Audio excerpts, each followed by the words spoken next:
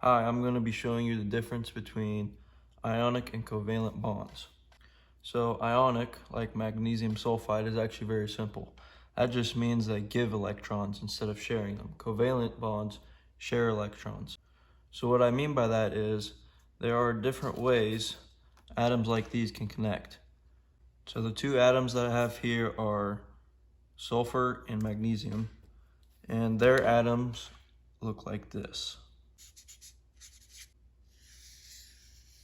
And these circles I'm drawing are called orbitals. It's just an estimate of where you might find electrons. So magnesium's number is 12, so we're going to give it 12 electrons, but only 2 valence electrons, and I'll explain what that is later. Each orbital can hold 8 electrons, except for the first one.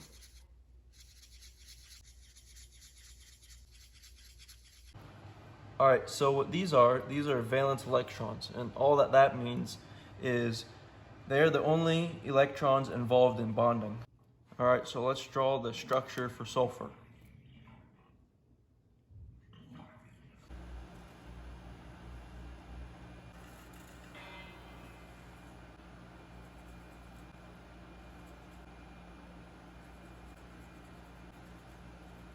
Alright, so if you notice, sulfur has 6 valence electrons in its outer shell, and magnesium only has 2.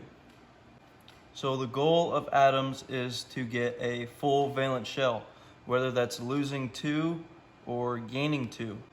So why is that? Why do some atoms give electrons and why do some take electrons? Well, to answer that has to do with electronegativity. So basically what that means is how badly an atom wants electrons.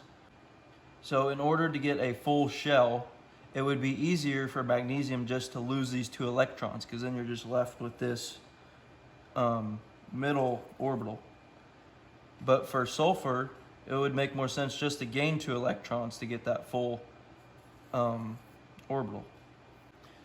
So what's going to happen here is these electrons right here are just going to move over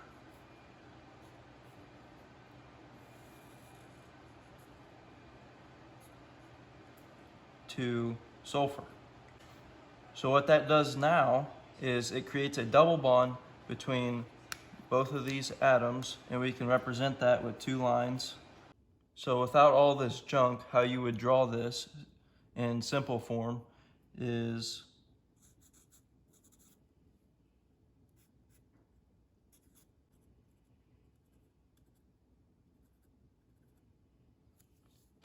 these 2 diagrams are basically the same thing. This is just so you can visually see the transformation of electrons.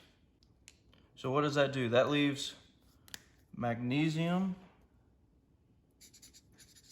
with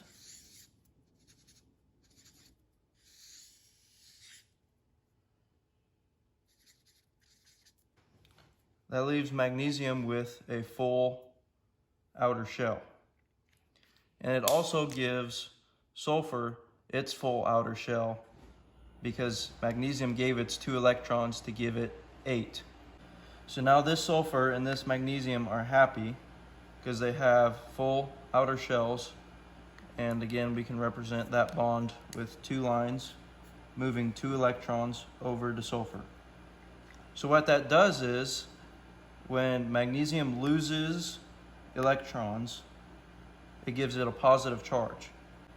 Same thing for sulfur. When sulfur gains electrons, it becomes negative because it has more electrons.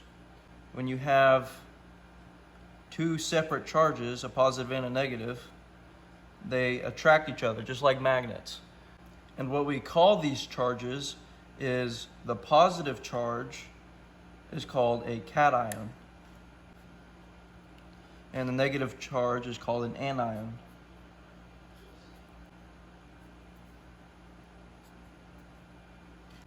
And that is what causes them to come together and create magnesium sulfide. Alright, so now let's talk about covalent bonds. So with covalent bonds, basically the main difference is they're sharing electrons instead of giving or taking electrons. So covalent bonding is only going to happen between a nonmetal and another nonmetal. So electronegativity and figuring out which atoms give and which atoms take electrons becomes a little less important. So right here we have oxygen gas, which is one of 7 diatomic molecules. And what those is they just mean that most of the time in nature, they're going to always bond with each other. So like O2, Cl2, things like that. You can remember that by looking at the 7 on the screen. So rarely you will find just one of these atoms. They're always going to be together. So let's draw these 2 oxygen atoms.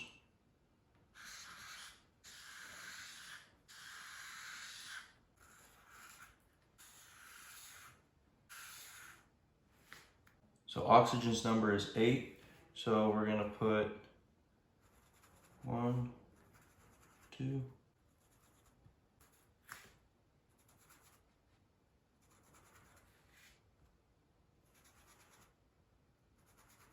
So oxygen only has 8 electrons, so it doesn't need that 3rd shell because the 2nd shell doesn't get filled, it only has 6. So each atom has 6 valence electrons because that's what these outer shell electrons are. And what's going to happen is, unlike ionic bonding, 2 pairs of atoms are going to share. So this oxygen needs 2 more electrons, and so does this oxygen. So when you have equal electronegativity in this sense, the only thing that they can do is share. So this electron and this electron are going to be shared. So if we draw the dot structure for that, it'll look like this.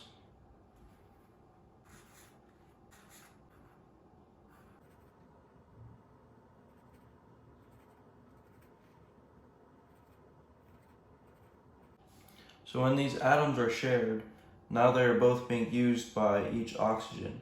So if we look now, you have 2, 4, 6, 8 electrons for this oxygen, and 2, 4, 6, 8 for this oxygen. And now they're both stable and happy. So why don't these electrons out here create a single bond or a triple bond? That's because it breaks the octet rule, which that just means that an atom must acquire no more than 8 electrons. So when we give oxygen a triple bond, let's say, then you have 1, 2, 3, 4, 5, 6, 7, 8, 9 electrons for this one oxygen. And that breaks the octet rule. Same thing for this oxygen, it has 9 valence electrons, making it unstable. Atoms must have 8 electrons to be stable and neutral atoms.